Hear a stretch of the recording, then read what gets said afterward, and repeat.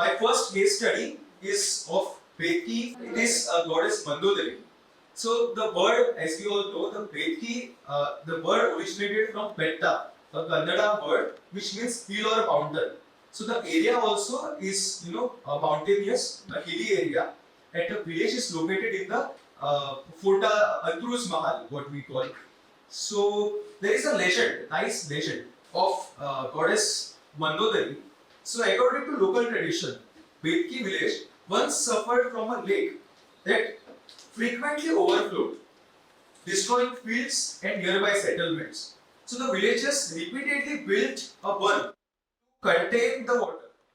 But after multiple tries, every time they failed. So believing that the human sacrifice was necessary to build the bun, some villagers plotted a sacrifice of a young boy. His name was Narayan, and he was a son of a Padya Brahmin widow. So the Narayan was lured to a lake with bunch of ripe bananas. So as he was led into the water, he began to drown. His elder sister, whose name was Manda, she rushed to save him.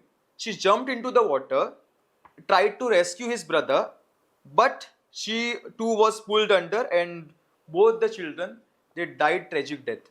Overcome with grief, their widowed mother cursed the village, declaring that rice would not grow for 24 years. The curse was believed to have brought hardship upon Betki village, and people started deserting the place, and it led to the partial abandonment of that particular village. So in the year 1565, when members of Fatte Gaonkar family, they migrated from Verna to this region, when they came to this place, they were so pleased by the natural beauty of Betki village that they planned to settle there. But when they were, made aware of the curse, then they went to this particular widow and they asked her, they requested her multiple times to lift that curse. After multiple requests, she decides to, reduce this curse to 24 hours.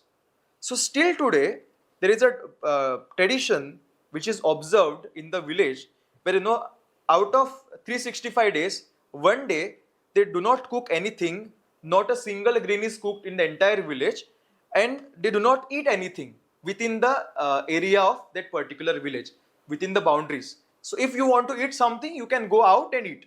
Okay, this is permitted, but you cannot eat inside the village. So this was the condition. So it is still, is in practice.